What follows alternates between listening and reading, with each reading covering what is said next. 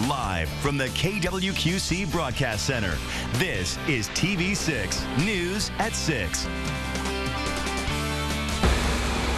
Downtown on fire, flames glowing through the night, shooting into the sky in Prophetstown, Illinois. Some can be seen from 10 miles away.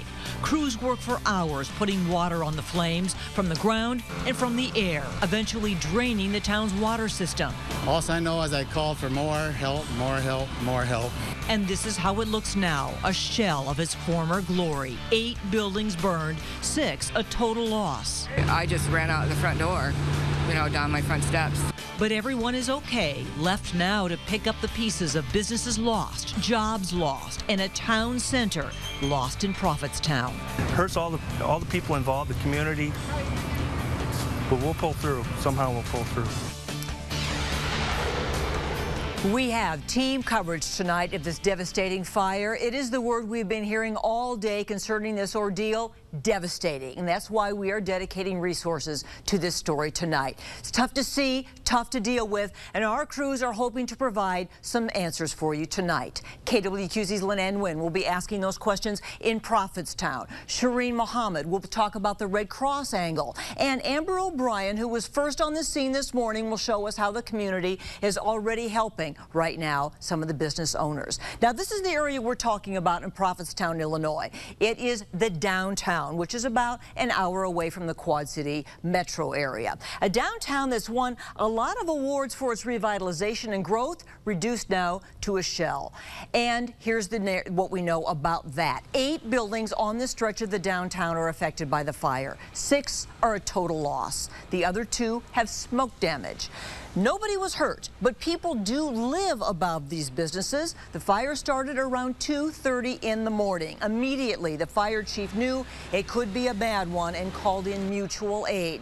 They fought the fire for hours using hundreds of thousands of gallons of water. In fact, so much water that it drained the water tower in Prophetstown and also in neighboring Linden.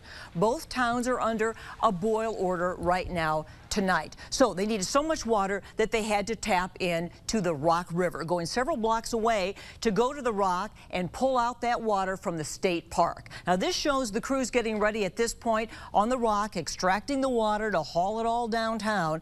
And firefighters had a lot of help in this effort. A farmer and a local business also pulled up with water tanks. We start our team coverage right now with KWQC's Shireen Mohammed in Prophetstown to find out what's going on right there now. Shireen? Well, they're starting to take down the buildings. They've already taken down 2, and now they're starting on the 3rd building that they're taking down. People are standing by, shocked and in disbelief at what's going on right now in their own community. Now, some I spoke with say that their hearts go out to the victims, that their lives could have been lost in those buildings, and the Red Cross is currently helping them with food, clothes, and shelter, and they're hoping that they will be helping them in days to come as well. They got the call originally at 4 in the morning, and they've been out on the scene all day providing, again, food and water to the fire crews, but the Red Cross has also been helping those victims as well. They gave them money to buy clothes and a motel for them to take shelter. They say the victims are just in disbelief and at a total loss. They have to start from square one. They have family, they have neighbors, they have friends, but yeah, they have lost everything. Some of them even lost their cars. They're gone. Now, some of the volunteers that I spoke with also say that they will be making follow-up calls with those victims to make sure that they are on the path to recovery. Again, they are taking down that 3rd building, as you can see, and they will be taking down the ones that are next to them as well. Reporting live in Prophetstown, Shireen Mohammed, KWQC TV6 News. A lot going on there in Prophetstown. Thank you, Shireen. Other communities also came in to the rescue. Crews from a half dozen counties all around the area, Clinton and Iowa, then Carroll, Whiteside, Lee, Henry, and Bureau on the Illinois side, all coming in to fight the fire. 25 crews there all at once. Too many trucks to count. And tonight we can tell you that the block affected housed a salon, the Historic Society, and a pharmacy. Now, at the pharmacy, they say if you're in need of medication, call the Galena office and they will bring it down to Prophetstown for you. The buildings also contained apartments where several people lived on the 2nd floor. We continue now our team coverage with KWQC's Amber O'Brien and a woman who lost everything in the fire. Fire officials confirm the fire began at Cindy Jean's restaurant. Cindy Jean herself lived on the second floor. She's the one who called 911, but now this is all that's left. And I smelled smoke and I saw flames. So I grabbed my phone and just ran out the front and called 911. Just been crazy ever since. And I'm very thankful that I'm alive. And I don't really have anything else left. I'm like, wow, I am so glad I woke up. And I really feel it was God that woke me up and got me out. The people, my employees, Dawn is one of my employees, and she takes care of me. If I have a time of need, she's always been there for me. All of my employees, there's been a lot of them down here with me. They've all been good to me throughout the years that I've been here, 5 years. And the town of Prophetstown has been awesome to me. They love me, and they don't want to ever see me leave. And they're just very caring and loving people. I believe in God, and I know God is taking care of me all the time. More team coverage now with Lenan Nguyen, who's here with more on what we just heard, how the community really came together, Lenan. Paula, as soon as word spread of this fire, community members and others from even out of town were out in full force to take a look at all that was lost. Some were very emotional as they took pictures, and many were connected in some way to the people who lived and owned businesses in those buildings. Business owners nearby tell us it's very difficult to see their friends and neighbors' livelihood burned to the ground today, but right away, many from the community and beyond jumped into action to help. We spoke to a business owner who owns an air duct repair company in the QC. He tells us he grew up nearby and drove in this morning to see the damage for himself and try to help businesses affected by smoke damage. And a volunteer firefighter this morning helping to battle the flames tells us he owns an excavation company. Right after fighting the fire, he jumped right back on the road to get his equipment and help tear these buildings down. They run the heavy equipment to make the building, bring the buildings into a safe status, and that way the town will be able to get past this, the streets will get back open, and they won't get anybody hurt or killed trying to do it some other way. Just because we know they're going to have smoke damage, we know people's going to have problems with this, and you know, whatever we can do to help out. I mean, if there's something we can help them with, and hopefully give them some discounts and stuff on doing the work and make things better for them, as comfortable as they can to hopefully recover from this. Community members tell us at least 3 business owners in these buildings lived above their businesses. They've lost both their homes and their livelihood tonight in today's tragic fire, but many say they're still thankful no one was hurt. Paula? That is true about that, Lenan. Thank you. Now, the fire, we've said, could be seen from miles away. Lots of you sent us pictures of it. This one is from Christopher Williams, which really shows how you can see the flames straight on through the building and how bright the sky got with how it lit up like a furnace. And then a shot from Christopher Williams when the flames were out from the back of the building in the rubble and the smoke as it all crumbles to the ground. We want to thank all of you who fed us tips about this fire. We got phone calls to our newsroom, posts to our Facebook page, and a reminder that whenever you see news happen, you can always go to our Facebook page, email us at news@kwqc.com, or call us 823-KWQC. And for the latest on this fire, we're still working now to get information about the cause, the fate of the businesses, and the latest on the boil order. So keep us up to date on kwqc.com. Let's get a check now of our most reliable forecast on a hot evening. Kevin Phelps. Yeah, it certainly is, Paul, and right now we're under partly cloudy skies, but we're going to stay high and dry for the remainder of this evening. A few select areas did see a shower or two here this afternoon, but those quickly dissipated. We're still checking in at 88 in the QC, 91 in Muscatine, and 90 in Keokuk. Of course, the heat index is much higher than that. Here's a look at your hour-by-hour forecast on Tuesday. We start off in the lower 70s, and we eventually top out in the lower 90s. Factor in that humidity, should feel closer to 100 tomorrow, and it's going to be warmer on Wednesday and Thursday. We'll break down the rest of the forecast here in a couple minutes. But his lung injury is not nearly as severe as I expected it to be, and it has not gotten more severe over the last couple of days. It's actually gotten better. Word tonight from doctors that the 6-year-old boy from Sterling who was buried for hours under the sand is improving. On Friday, Nathan Weisner became buried under 11 feet of sand at the Indiana Dunes National Lakeshore after a sinkhole opened. Doctors have been working to remove sand from his lungs, but his neurological exams have been remarkably good and seem to show his brain functions are normal. How the dune collapsed is still being investigated.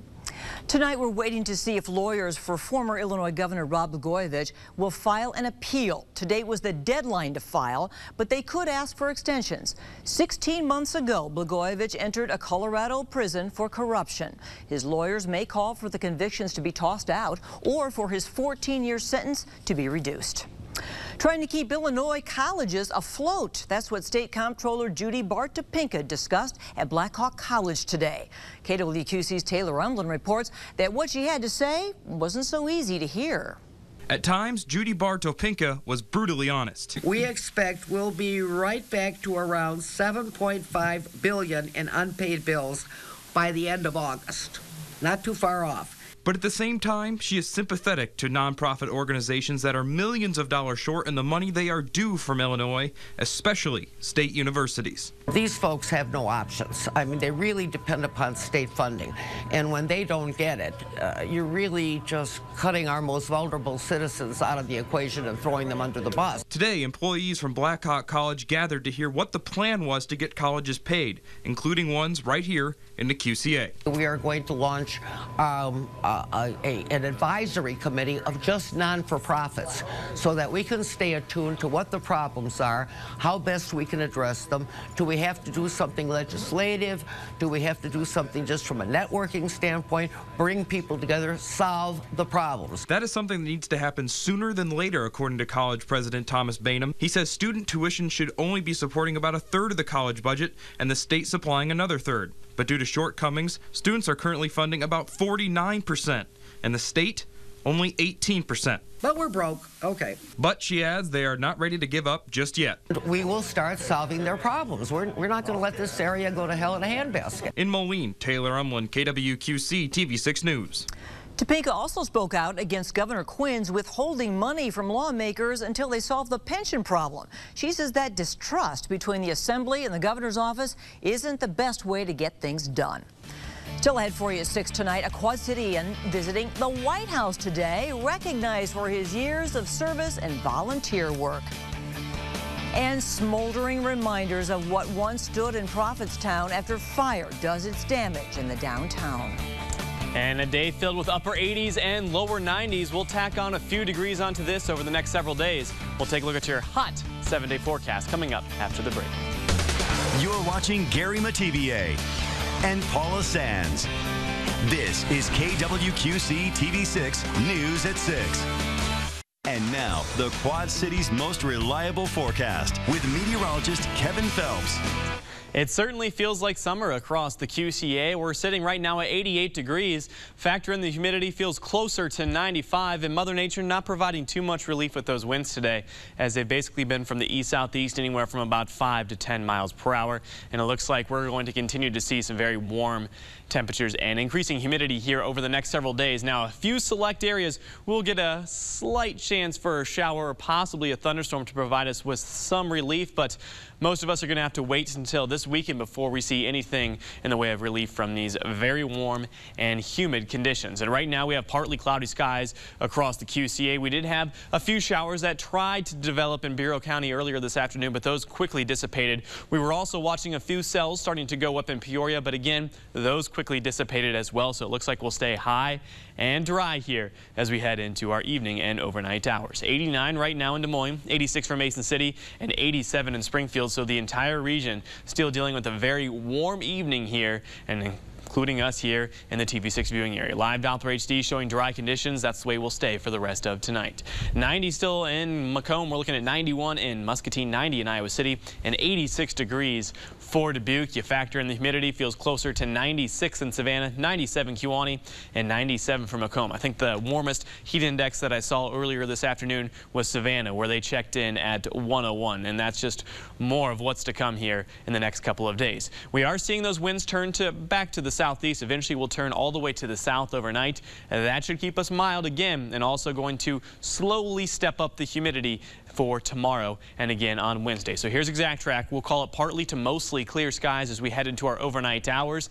And then as we head into Tuesday afternoon, another day filled with partly cloudy skies and a very slim chance for a shower. So you should consider yourself lucky if you find yourself in one of those. Of course, a lot of our lawns probably need that, even though we had such a saturated ground here just a few weeks ago. We'll do it all over again as we head into Wednesday, except we'll be another degree warmer. So 71 for our overnight low tonight. Those light south winds keep us warm. 90 tomorrow for Clinton, 88 from Maquoketa, and we'll go 88 in Tipton, south of Interstate 80. Widespread mid and lower 90s. 93 for Galesburg and 92 for Keokuk. The Quad Cities Metro will go for a high temperature of 91. Those winds from the south at 5 to 10 continue to transport the increasing humidity levels and hopefully could provide a little bit of relief with a nice breeze, but with those soaring humidity levels, heat index values will be near 100 again on Tuesday afternoon, 92 by Wednesday, and then as we wrap up the work week on Friday, we'll hit a high of 92, but with higher humidity levels, expect those heat indexes to be in the lower 100s, but there's the relief arriving by Saturday and Sunday. A slight chance for a few showers early in the day on Saturday, but by the afternoon, mostly cloudy and a high of only 83. All right, thanks, Kevin. Now you can help Davenport Police protect and defend with your cell phone. They're launching a new smartphone and iPad app called Do What's Right. The free app is available tonight. You can use it to submit anonymous tips, view crime maps, and find links to city services. The app also has push notifications, so you can find out about street closures and other public safety matters. More than $2 million in funding is going to Metrolink in Rock Island to help update the fleet. The grants are awarded through the Transportation Department and are being set aside for the buses. Congresswoman Sherry Busto says it will help the area meet infrastructure and transportation needs. The money will be used to buy 7 natural gas vehicles to replace diesel buses. A Quad Citian famous for river cleanup is being recognized at the White House. President Obama and former President George H.W. Bush presented the Points of Light Awards. George Bush Sr. started this program when he was president to honor those who serve through volunteerism. A couple from Iowa accepted an award for their nonprofit that delivers meals to kids in 15 counties. Also in attendance today were 24 past Point of Light honorees. Yes, our own Quad Cities Chad Pagracki of Living Lands and Waters. He was recognized by the program in 2011 for the project he started in 1998, cleaning up America's waterways. And next at 6, community devastation after the massive fire in downtown Prophetstown. What's next for some of these historic buildings? Our coverage continues now on that massive fire in Prophetstown, Illinois, the blaze destroying several historic buildings. We have a picture from the Historical Society. This is from about 100 years ago, Washington Street, and yes, that is in the downtown back in the early 1900s. And now we have another picture, roughly the same area from the 1990s. The Historical Society tells us they also had a museum along this block, and now memorabilia and other old items have been lost in the fire. And it was a very, very intense firefight. This is all that's left of one building, just part of a frame standing. Very, very little of it left, just a shell. 6 buildings destroyed, 2 others are damaged. And tonight we know that buildings like this will have to be torn down. Let's get the latest right now. Shireen Mohammed is out there live in Prophetstown for an update. Out there now. Shireen. Yeah, well, they're now taking down a 4th building. And while they're taking down these buildings, they're finding more and more smoldering hot spots. Now, in order to finish taking down those buildings, they have to extinguish those hot spots before they do anything else, because or else it'll just get worse and another fire will start, especially with that heat and wind. Officials told me that with the combination of the two, it's just causing more and more of a struggle for them to put out those hot spots. Now, they are still currently taking down more and more of those buildings, and investigators also say that it would take days, even weeks, to find the cause of that fire. People are on standby right now, and they're watching in disbelief of how this is happening in their community. They never thought that they would ever see it be this bad. Reporting live in Prophetstown, Shireen Mohammed, KWQC TV 6 News. Hey, Shireen, we're also hearing of organizations already putting together fundraisers to restore Prophetstown and help those businesses. You can look for more information on that on our website. Yeah, such a sad sight to see. It's very warm across the QCA tonight. 88 in the QC right now, 90 in Muscatine, and 86 for Dubuque. As we head through the next couple of hours, we will drop back to the middle 70s, but that's all the cooler we're going to get as we head into those overnight hours. We'll start with partly cloudy skies on your Tuesday, and we'll top out at 91. Still to come in sports, Tom Cornella says the new John Deere Classic champ shows signs of being a pro golf superstar. All next. You're watching sports with Tom Cornelis. The John Deere Classic has had 19 first-time winners in its 43-year history, and newly crowned Jordan Spieth could follow the late Payne Stewart into pro golf superstardom. Just 2 weeks shy of his 20th birthday, Jordan Spieth has already made some golf history, becoming the youngest player in 82 years to win a PGA Tour event. Spieth's sensational sandblast birdie on the 72nd hole of regulation put him into a three-way playoff with defending champ Zach Johnson and up-and-coming Canadian David Hearn. Both Johnson and Hearn had great chances to win themselves during the first 4 playoff holes, but Spieth hung tough and survived, finally made the most of his window of opportunity on the 5th sudden death hole, announcing to one and all that Jordan Spieth has arrived. Yeah, I've never felt like that before. Even being in contention a couple other times, it's not the same as being in a playoff and knowing that this is it. And it's just, yeah, I just had to take deep breaths. I did some breathing stuff, breathing in through the mouth, out through the nose, and trying to just control my heart rate, and it never worked. So I just went with what I had and hung in there, and I caught a break on 18. I caught a really, really nice break there, and Zach didn't, so that was the difference. And kind of getting your first win here at the tournament that gave you a sponsor's exemption. Yeah, it's if I didn't play last year, there's no way I'm standing here right now. So to give me an exemption last year and to come up earlier this year and give me a spot, it is, I owe a lot to this tournament, and I look forward to coming back. Yeah, the leaderboard all week had guys that we kind of helped launch. Zach, Lucas Glover, Morgan Hoffman, Patrick Rogers. Jordan being here last year, doing what he did on the PGA Tour this year was just fantastic. Now to have him be a PGA Tour member with this win and launch him is really exciting for the community and for John Deere and obviously for him. Jordan Spieth also had the confidence and foresight to bring his passport as he earned the last spot in this week's British Open at Muirfield, Scotland, where he begins play early Thursday morning, paired with American Russell Henley and Irish amateur Matthew Fitzpatrick. Finally, Western Illinois University has a new athletic director. He's Tommy Bell, who's been the AD at IPFW, otherwise known as Indiana Purdue Fort Wayne, for the past 6 years. Bell replaces Tim Van Alstyne, who stepped down for personal reasons after 10 years. And a hot and humid week here across the QCA. We top out at 91 on Tuesday, 92 by Wednesday, increasing the humidity levels each afternoon. So by Friday afternoon, the high temperature of 92, feeling more like the lower 100s. Thanks, Kevin. Hellos tonight are from the Davenport East All-Star Little Leaguers. Have a great night. Keep going. Hello, Quad Cities. Hello, Quad Cities. Hello, Quad Cities. Hello, Quad Cities. Hello, Quad Cities.